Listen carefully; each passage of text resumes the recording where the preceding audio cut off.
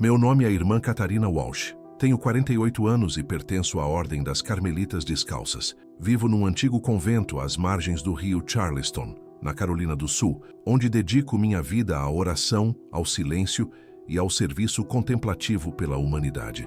Há mais de 20 anos sigo uma rotina sagrada, despertando antes do nascer do sol, rezando as laudes, cuidando do jardim do convento e, à noite, recitando os salmos em comunidade. Durante todo esse tempo, minha fé foi o alicerce firme sobre o qual construí minha existência, até o dia em que tudo mudou, o dia em que morri e voltei. Era uma manhã comum de janeiro de 2023. O frio cortava o rosto, mas o céu estava limpo, azul, como se tudo estivesse em perfeita ordem. Eu estava na cozinha preparando a sopa para as irmãs mais velhas, quando senti uma dor aguda no peito, como se uma mão invisível apertasse meu coração com uma força sobre-humana. Tentei gritar, mas a voz se apagou antes de sair. Lembro de cair no chão, o rosto encostado nas pedras geladas, e então o vazio. O que senti em seguida foi ausência. Ausência de peso, de dor, de tempo. Abri os olhos, ou o que quer que fossem,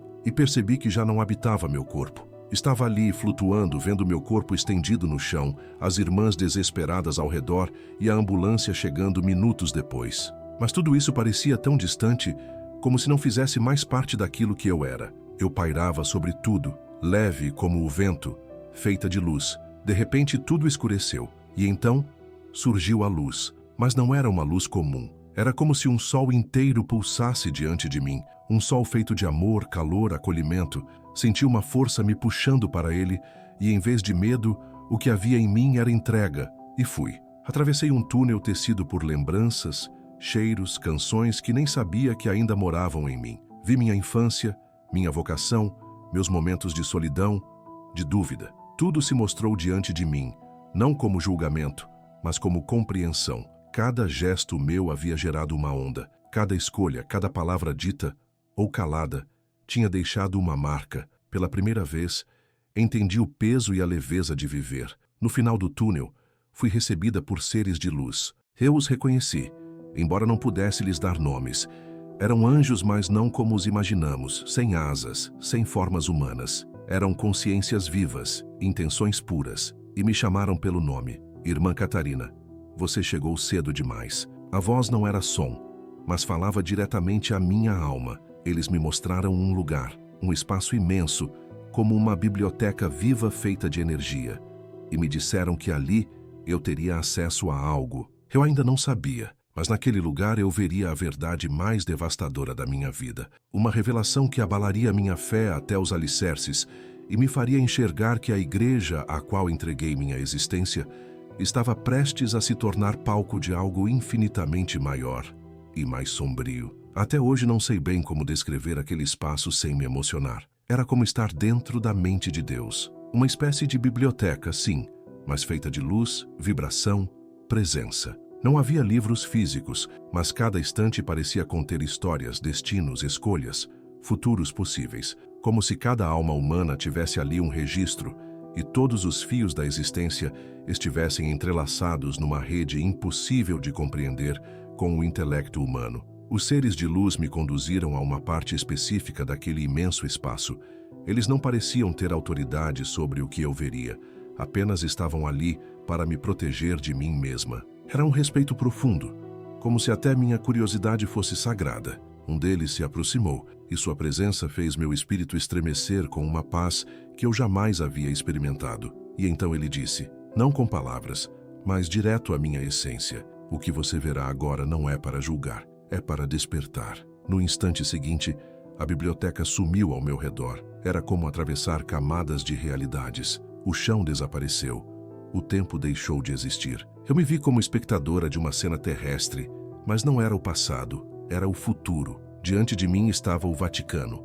A Praça de São Pedro, tomada por uma multidão. Um conclave acontecia. O Papa havia morrido. Eu não sabia como, nem quando, mas todos aguardavam a fumaça branca. Contudo, o que aconteceu em seguida fugia completamente a tudo o que eu conhecia. O novo Papa apareceu na sacada, mas não era apenas um homem. Havia algo teatral, quase ensaiado demais nele. Uma aura artificial. E então, por trás da imagem sagrada, surgiram rostos que eu jamais imaginaria ver naquele cenário. Empresários, militares, políticos, homens e mulheres de semblantes duros, frios, calculistas. Nenhum usava batina, mas estavam por trás do manto, comandando, manipulando. E uma voz mais uma vez sem som falou dentro de mim: quando o trono for ocupado por quem não serve ao altar, a verdade será enterrada viva. Eu queria impedi-los. Meu coração doía como nunca antes. Um grito preso na garganta. Uma vontade desesperada de correr, de fazer algo, mas era só uma visão. Um futuro que, segundo aqueles olhos de luz, ainda poderia ser evitado, embora estivesse perigosamente próximo de acontecer. Perguntei em pensamento quem eram eles. A resposta não veio em palavras, mas em imagens. Uma rede global, invisível aos olhos comuns. Encontros secretos, contratos selados com sangue, governos, religiões e corporações entrelaçados como os tentáculos de uma mesma criatura. E no centro de tudo, uma ilusão meticulosamente construída, a de que o novo líder havia sido escolhido pelo Espírito Santo. Mas não era o Espírito, era outra força, antiga, paciente, disfarçada de luz. Voltei para a biblioteca tremendo por dentro. Pela primeira vez naquele lugar, senti medo. Medo real. Por que estavam me mostrando tudo aquilo? A resposta veio com simplicidade. Porque você ainda pode falar e será ouvida. Aquela revelação me despedaçou por dentro. Minha vida inteira havia sido dedicada a uma instituição que agora, segundo me mostravam, seria usada como ferramenta de algo sombrio. E ainda assim, os seres de luz não permitiram que eu me entregasse ao desespero. Um deles se aproximou, tocou levemente minha testa, e naquele instante fui levada a um outro nível de existência. Um espaço onde não existiam mais perguntas, apenas compreensão. Foi lá que encontrei a consciência. Não há palavra humana que consiga traduzir o que vivi naquele momento. Depois das visões do futuro escuro, fui, ou talvez me desfiz, dentro de algo infinitamente maior. Era como se minha essência tivesse mergulhado num oceano eterno de sabedoria, amor e unidade. Não havia forma, nem som, nem direção, mas havia uma presença. Eu não vi Deus com os olhos. Fui envolvida por Ele, ou por ela, ou por aquilo, a consciência, a fonte, o tudo. Ali compreendi que todas as perguntas que um dia tive já estavam respondidas antes mesmo de serem formuladas. Entendi o que é o tempo, o porquê da dor, o sentido da existência, o real motivo de estarmos aqui. Compreendi que não existe separação entre nós e o divino, exceto aquela que acreditamos existir. Vi que céu e inferno não são lugares distantes, mas estados da alma. Vi que o amor é a matéria-prima de tudo que existe e que o medo é só a sombra da ilusão de estar sozinho. A consciência me mostrou a mim mesma, toda a minha vida, não como uma linha reta, mas como um campo multidimensional de possibilidades. E em cada instante em que escolhi amar, mesmo com medo, uma luz se acendia. Mesmo nos momentos em que negamos, omitimos ou nos escondemos, uma sombra se forma. E ainda assim, até na sombra existe aprendizado. Eu senti vergonha. Sim, mas ao mesmo tempo, fui envolvida por um perdão que não precisa ser pedido, porque a consciência não julga, ela compreende, e ao compreender, transforma. Em algum momento, percebi que estava me comunicando com ela, não com palavras, mas com intenções, com sentimentos. Perguntei em silêncio por que me foi mostrada aquela verdade sobre o futuro da igreja, e a resposta veio com clareza: porque ainda há tempo, porque a sua voz carrega pureza, porque você tem coragem, e porque desde menina pediu para servir a verdade. Chorei, mas não de tristeza. Era uma emoção diferente, profunda, como se minha alma estivesse ajoelhada diante do infinito. A consciência me mostrou que tudo está conectado, que a mentira que será revelada não será o fim, será o início de algo muito maior. Uma revelação, que até mesmo os que se deixam usar pelas trevas fazem parte de um plano mais amplo, um plano de libertação. Permaneci ali por um tempo que não sei medir, talvez uma eternidade, talvez um segundo. O tempo deixou de existir, e por um breve instante, eu me tornei aquela consciência. Eu era tudo, estava em todo lugar, em cada voz, em cada folha que caía, em cada estrela que nascia. Eu sabia, eu era a paz. Mas então veio a separação. Um dos seres de luz se aproximou mais uma vez, e com uma doçura impossível de descrever, Disse: agora você precisa voltar. Meu coração espiritual se partiu. Eu não queria voltar. Aquele era o meu verdadeiro lar. Supliquei, implorei para permanecer.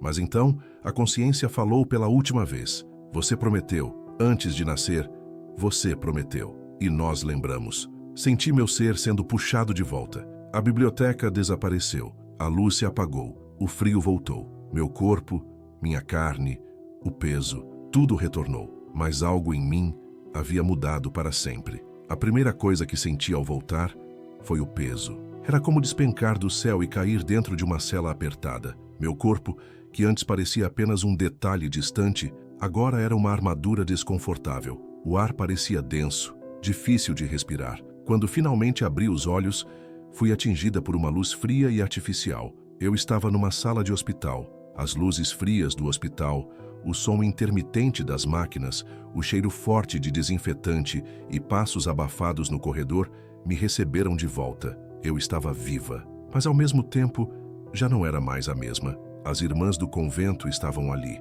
Lembro do rosto apreensivo de irmã Helena, apertando meu terço com tanta força que seus dedos estavam esbranquiçados. Um médico me examinava, dizendo algo sobre uma parada cardíaca que durara quase 7 minutos. Segundo ele, era um milagre eu estar acordada. Segundo ele, eu tinha sorte, mas eu sabia. Sorte não era. Eu tinha uma missão. Nas semanas seguintes, vivi um tipo de luto espiritual. Já não conseguia rezar como antes. As palavras que antes fluíam com fé e entrega, agora pareciam pequenas, insuficientes, como se a linguagem humana não desse conta do que eu havia experimentado. Mesmo assim, eu tentava. Voltei à rotina do convento, cuidei das plantas, ajudei na cozinha, mas por dentro, o silêncio era outro. Era um silêncio cheio de espera. E foi nesse silêncio que comecei a escrever.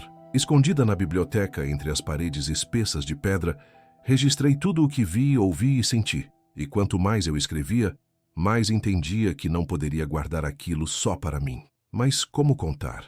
Como dizer que a igreja, meu lar, estava sendo usada para algo obscuro? O medo me rondava, a dúvida também. Mas todas as noites, antes de dormir, eu sentia uma presença. Não era como a consciência, não com a mesma intensidade, mas era como um fio invisível, uma memória viva daquele amor que me envolvera lá. E ela sussurrava, doce, confie, você prometeu. Foi então que decidi começar a falar, aos poucos. Primeiro com Irmã Maria, minha confidente de tantos anos. Contei sobre os anjos, a biblioteca, a consciência. Ela ouviu em silêncio e, ao final, chorou, mas não de medo. Apertou minha mão com ternura e disse, talvez você tenha sido escolhida para ver antes dos outros. A partir desse dia, comecei a perceber que algo também se movia nas outras irmãs. Um desconforto sutil, mas crescente. Algumas começaram a relatar sonhos estranhos, visões, intuições. Era como se um véu estivesse sendo levantado aos poucos. E eu compreendi. Aquilo era parte de algo maior, algo que se aproximava, uma revelação. Com o passar dos dias, o incômodo dentro de mim só aumentava. Era como uma farpa invisível cravada na alma. Mas não era só dentro de mim que algo havia mudado. Era na maneira como eu via o mundo à minha volta. A missa, por exemplo, que sempre fora o ponto alto do meu dia, agora me deixava inquieta. Eu observava cada palavra do padre com atenção, quase desconfiança. As homilias soavam ocas, os rituais, distantes. Tudo parecia ensaiado, cada palavra, cada gesto. E dentro de mim, uma voz silenciosa murmurava, isso é teatro. Comecei a observar tudo com mais atenção. Os discursos do bispo local, as cartas oficiais que chegavam ao convento, até mesmo as poucas notícias que escapavam pelas frestas da nossa vida enclausurada. Havia algo diferente no ar. Uma espécie de alinhamento sutil entre religião, poder e interesses que antes eu não percebia, ou talvez apenas fingisse não ver. Certa noite, enquanto lia o breviário, uma passagem me atingiu como um trovão. Não há nada oculto que não venha a ser revelado, nem escondido que não venha a ser conhecido. Era como se aquelas palavras tivessem sido escritas para mim, para este exato momento da história. Fechei o livro e fui até a capela vazia. Ajoelhei-me. Tentei rezar, mas as palavras não vinham. Em vez disso, um pensamento persistente tomou conta da minha mente. O próximo conclave já estava decidido. Na visão que tive, era claro que a escolha do futuro Papa seria apenas um espetáculo encenado. O verdadeiro processo já havia acontecido, não por cardeais, não pela ação do Espírito Santo, mas por mãos invisíveis que operavam nos bastidores do mundo. Eu vi os rostos, homens e mulheres que jamais pisariam numa sacristia, mas que dariam as ordens, e o escolhido, aquele que seria anunciado ao mundo como representante de Deus, não serviria à luz. Essa certeza passou a me acompanhar como um peso sagrado. Eu sabia que o Papa atual ainda estava vivo, mas também sabia que não por muito tempo. A consciência não me revelou datas, mas o sentimento era de urgência, como se cada dia fosse mais um passo em direção a um grande e derradeiro ato. Comecei a questionar por dentro tudo o que achava saber sobre a Igreja. A obediência cega, a hierarquia, os títulos, os segredos trancados a 7 chaves nos arquivos do Vaticano. Aos poucos fui entendendo que muito do que chamamos de fé havia sido moldado por interesses humanos ao longo dos séculos. Mas havia também uma outra verdade que me sustentava. A fé verdadeira não depende de instituições. Ela é uma centelha viva dentro de cada ser. E aquela luz que vi na consciência ainda brilhava em mim, mesmo em meio à dúvida, mesmo no silêncio, mesmo no medo. A luz era fraca, mas ainda assim me dizia que não era tarde demais. Aos poucos fui entendendo que minha missão não era confrontar a Igreja com raiva, mas com a verdade, trazer luz, não destruição. Mas como fazer isso sem ser silenciada, sem ser chamada de herege, ou pior ainda, de louca? Essas perguntas não saíam da minha cabeça, mas havia algo dentro de mim que sabia. Quando chegasse a hora certa, eu saberia o que dizer e a quem dizer. Era como viver entre 2 mundos. Por fora, eu seguia como sempre, vestida com meu hábito, caminhando pelas pedras antigas do convento, entoando salmos, cumprindo as tarefas do dia a dia. Mas por dentro, eu ardia. Era como se minha alma tivesse voltado do céu, carregando um segredo grande demais para caber num corpo humano. Com o tempo, comecei a perceber pequenas confirmações daquilo que tinha visto. Notícias discretas, quase imperceptíveis, sobre encontros entre líderes religiosos e grandes corporações, movimentações políticas dentro do Vaticano, um clima de preparação no ar, como se algo estivesse para acontecer, mas ninguém sabia o quê. Ninguém, além de mim. E isso me tirava o sono. Voltei a escrever. Todas as noites, na penumbra da biblioteca, à luz de uma vela baixa, eu anotava cada fragmento da experiência, cada símbolo, cada palavra que os anjos haviam me transmitido, cada emoção que ainda vibrava em mim. Meu caderno virou um relicário da verdade. Escondido sob uma tábua solta do chão, ele era meu alívio e também meu fardo. Numa noite, durante a adoração ao Santíssimo Sacramento, vivi algo novo. Não foi como aquela experiência de quase morte. Foi algo mais sutil, mas profundamente marcante. Estava em oração, olhos fechados, quando ouvi uma voz dentro de mim. Doce, firme, impossível de ignorar. Ela disse apenas uma frase: prepare-se, eles já estão em movimento. Meu corpo inteiro se arrepiou. Abri os olhos, mas a capela estava vazia. O ostensório brilhava na luz das velas. Aquela voz não era fruto da minha imaginação. Era como um eco vindo do lugar de onde eu havia retornado. E com ela veio a certeza. O plano que eu havia visto não era uma possibilidade. Era algo que já estava em marcha. Naquela mesma semana, por acaso, ouvi 2 irmãs conversando no pátio. Uma delas comentou que o Papa havia cancelado uma viagem internacional por questões de saúde. Meu coração disparou. Na visão, a morte dele era o estopim para tudo o que viria depois. E agora, em 2023, ele já demonstrava sinais visíveis de fragilidade. Senti medo, um medo profundo, paralisante. E foi nesse medo que percebi algo ainda mais assustador. Havia pessoas dentro da própria igreja que sabiam o que estava por vir. Não todas, nem muitas, mas o suficiente para manter o teatro de pé. Pessoas posicionadas nos lugares certos. Havia pessoas em cargos altos dentro da própria igreja que se ajoelhavam diante do altar apenas para manter as aparências, mas em segredo serviam a outra força. Quando percebi isso, entendi também que o combate que se aproximava não seria travado com espadas ou armas, seria espiritual, invisível.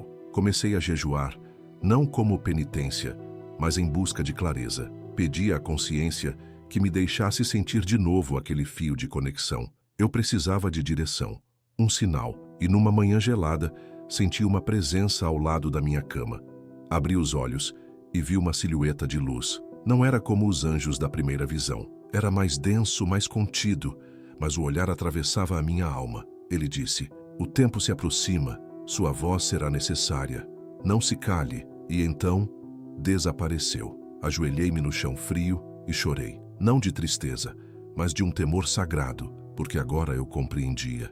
Eu estava sendo treinada, preparada, e muito em breve o momento de falar chegaria. Alguns dias depois dessa visão noturna, fui chamada até a sala da Madre Superiora. Era algo incomum.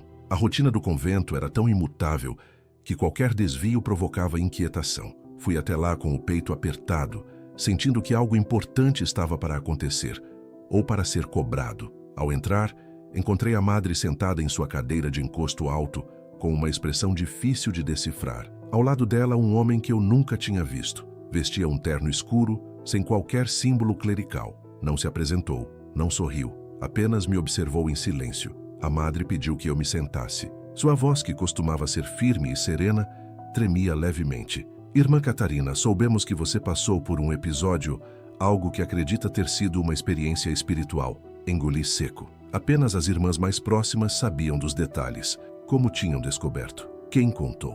Respondi com a calma que consegui reunir. "Sim, madre.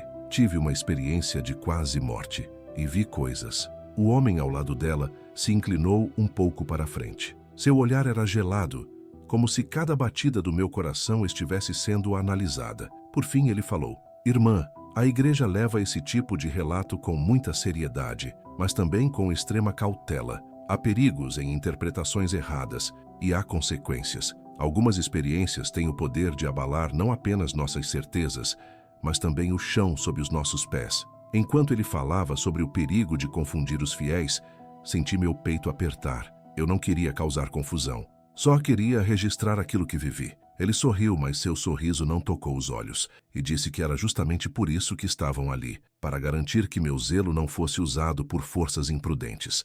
A madre então me entregou um envelope. Dentro havia um documento oficial. Era um juramento. Um voto de silêncio cheio de ameaças veladas sobre disciplina e obediência. Palavras como escândalo, heresia e instabilidade da fé pública surgiam ao longo do texto com uma elegância cruel. A madre falou com tristeza, não com dureza. "Esperamos que compreenda o valor da obediência, irmã Catarina. A paz da igreja depende do silêncio de alguns." E naquele instante, senti a dor antiga voltando, o peso do corpo, a separação da consciência. E junto com ela, uma ira santa começou a crescer dentro de mim. Não era revolta comum, era uma indignação limpa, pura, como se o próprio céu chorasse em meu peito. Respondi com firmeza: "Não posso mentir, nem permanecer calada diante da verdade." O homem se levantou, não disse mais nada, apenas me olhou por um longo segundo e saiu. A madre chorou: "Catarina, eu acredito em você, mas eles têm olhos por toda parte." Abracei-a. E naquele abraço compreendi que eu não estava sozinha. Dentro da própria igreja existiam corações despertos, talvez escondidos, talvez com medo, mas vivos. E eu sabia que, quando o momento chegasse, alguns deles se levantariam comigo. Depois daquele encontro com a madre e o homem de terno escuro, algo se partiu dentro de mim, mas não foi fraqueza. Era como se uma casca tivesse se rompido, revelando um núcleo de fogo que sempre esteve ali, mas agora ardia sem disfarces. Enfim, compreendi que o silêncio já não era virtude, era cumplicidade, e minha alma não suportaria carregar essa culpa. Nas semanas seguintes, notei que os olhares ao meu redor haviam mudado. Algumas irmãs me evitavam, outras me observavam com uma mistura estranha de respeito e medo. Eu sabia que rumores estavam se espalhando. Palavras como visão, heresia e delírio ecoavam pelos corredores de pedra como sussurros venenosos. Mas algo inesperado aconteceu. Numa manhã fria de março, fui surpreendida no jardim por Irmã Teresa, uma das mais antigas do convento. Quase surda, sempre em silêncio, sempre com o rosário entre os dedos. Ela segurou meu pulso com uma força surpreendente e sussurrou roucamente: "Eu vi também, muitos anos atrás. Mas eu tive medo de contar." Meus olhos se encheram de lágrimas. "O que foi que a senhora viu, irmã?" Perguntei com a voz trêmula. Ela ergueu o olhar para o céu como se buscasse coragem no infinito, e então respondeu: "Vi fumaça branca saindo da capela. mas o Espírito Santo não estava lá. Naquele instante, entendi que eu não era a primeira e provavelmente também não seria a última. Talvez minha missão não fosse gritar para o mundo ouvir, mas acender velas nas almas adormecidas, uma por uma. A partir daquele dia, outras irmãs começaram a se aproximar. Pequenas conversas discretas no claustro, bilhetes deixados entre as páginas dos livros na biblioteca, olhares que diziam em silêncio: eu sei. Era como uma rede oculta de despertares, mulheres de fé, cada uma à sua maneira, percebendo que algo maior se movia por trás do véu da igreja visível. Foi então que tomei uma decisão: reunir todos os relatos, registrar tudo, criar um arquivo secreto, um registro da verdade. Passei a coletar testemunhos. Irmãs me contavam sobre sonhos com figuras vestidas de branco que falavam em línguas antigas. Outras confessaram sentir uma presença escura em certos momentos durante a missa. Uma delas, chorando, me revelou ter tido uma visão em que o trono de Pedro estava vazio e, mesmo assim, o mundo aplaudia sem perceber. Organizei tudo num caderno encadernado à mão, que escondi dentro da estátua oca de Santa Teresa, na pequena capela do jardim. Ali, entre os braços da santa, repousava o que talvez fosse a prova de que Deus ainda falava, mas já não pelos corredores dourados do Vaticano. Numa noite, ao terminar mais uma anotação, olhei para o céu e sussurrei: se for da tua vontade, leva-me de volta para a consciência, para casa. Mas não veio resposta, só um silêncio cheio de propósito. E eu compreendi. Minha hora de partir ainda não havia chegado. Antes eu precisava plantar mais uma semente. Era começo de abril. A primavera já tocava os jardins do convento com pequenas flores lilazes, mas dentro de mim ainda morava um inverno calado. Caminhava entre as árvores, recitando orações que já não eram repetições decoradas, eram gritos da alma. A cada passo, eu implorava por um sinal claro, algo que confirmasse que eu não estava louca, que aquela missão não era delírio, mas parte de um plano maior. E então ele veio. Numa manhã ensolarada, a missa foi interrompida por uma notícia urgente. O Papa havia sido internado em insuficiência respiratória. O tom do padre era cauteloso, mas havia um lampejo de pânico em seu olhar. Eu vi. Ele sabia o que aquilo podia significar. E eu também. Meu coração disparou. Era o começo, o início do fim, ou talvez o fim de um ciclo e o nascimento de outro. Corri até a biblioteca, peguei meu caderno, peguei o caderno escondido, reli cada página como quem precisa se lembrar de tudo antes da tempestade, e chorei, não de tristeza, mas de uma emoção que não tem nome. Era a sensação de estar viva num tempo profético, de carregar nos ombros o peso e o privilégio de saber. Naquela mesma noite, sonhei novamente com os seres de luz. Eles não disseram nada, apenas me mostraram a mesma cena. A sacada de São Pedro, a fumaça branca, o novo líder surgindo, e atrás dele, os mesmos rostos, os controladores, os engenheiros da farsa. Mas dessa vez, vi algo novo, vi multidões celebrando, fiéis chorando de emoção, e entre eles, alguns que não aplaudiam, apenas observavam, como se soubessem, como se enxergassem além da ilusão. Acordei com a alma em alerta e, finalmente, compreendi que meu papel não era impedir o que estava por vir. Aquilo já estava em movimento. Minha missão era preparar os olhos de quem estava pronto para ver, avisar antes que fosse tarde demais. Foi então que decidi escrever uma carta, uma confissão, um relato direto, de próprio punho, contando tudo o que vivi desde o instante em que meu coração parou, até minha volta pela biblioteca viva, pela consciência, pelas visões e pela revelação do grande teatro. Escrevi como quem despeja a alma no papel, com a urgência de quem sente que talvez não tenha outra chance. Enviei essa carta a uma única pessoa fora dos muros do convento, um jornalista católico honesto, conhecido por sua coragem em denunciar abusos e corrupções dentro da igreja. Alguém que, em meu coração, eu sentia ser uma daquelas poucas almas despertas. Não assinei como irmã Catarina, apenas como serva da luz que voltou para alertar. Depois disso, esperei. Não por reconhecimento nem por resposta. Esperei o sinal final, porque eu sabia que ele estava próximo, que em breve o mundo todo veria o que eu vi. E nesse dia, muitos cairiam em desespero, mas outros se levantariam. E foi por eles que eu voltei. Agora, enquanto registro esta história, sentada em silêncio, meu coração repousa firme, porque eu sei, minha missão está viva e ainda não terminou. Na minha cela silenciosa, com a janela entreaberta deixando entrar a luz suave do entardecer, sinto que meu tempo está se aproximando de um ponto de virada. Não é a morte que se anuncia, mas o testemunho. É como estar à beira de um penhasco, sabendo que o próximo passo não será uma queda, mas um voo. Ainda assim, o coração treme. Estamos em abril de 2023. O Papa continua internado. Os rumores já começaram a circular.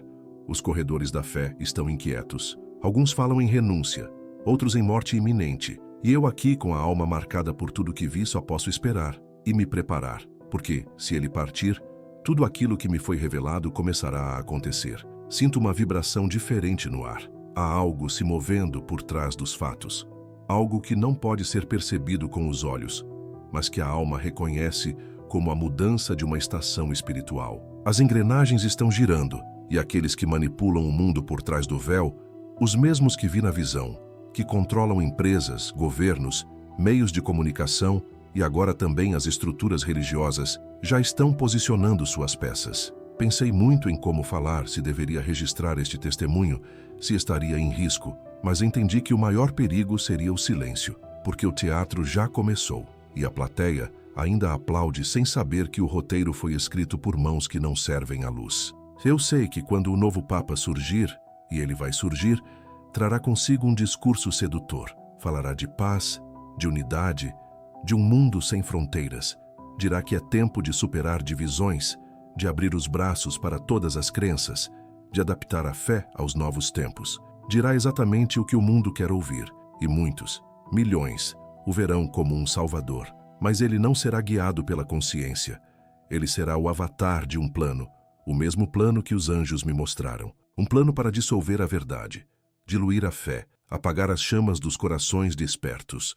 Não digo isso por ódio, digo por amor, porque vi do outro lado que a verdade dói, mas liberta, que existe uma consciência viva esperando por cada um de nós além do véu, e que ninguém, nem mesmo o mais poderoso dos cardeais, está fora desse chamado. Ainda me pergunto, por que fui escolhida? Uma simples freira, escondida num convento, na Carolina do Sul. Mas talvez seja justamente por isso. Porque o verdadeiro poder sempre se manifesta nos lugares mais improváveis. Deixo este relato como um aviso, como uma tocha acesa. Quando a fumaça subir da chaminé em Roma e o nome for anunciado, lembre-se do que ouviu aqui. Não acredite apenas porque vem vestidos de santidade. Olhe com os olhos da alma, colha os frutos, ouça o coração e peça discernimento à consciência que habita dentro de você. Eu não sei o que vai acontecer comigo depois disso. Talvez tentem me calar. Talvez eu seja simplesmente esquecida, mas eu fiz a minha parte. Eu voltei, eu vi, e agora eu falo. O restante está nas mãos de Deus.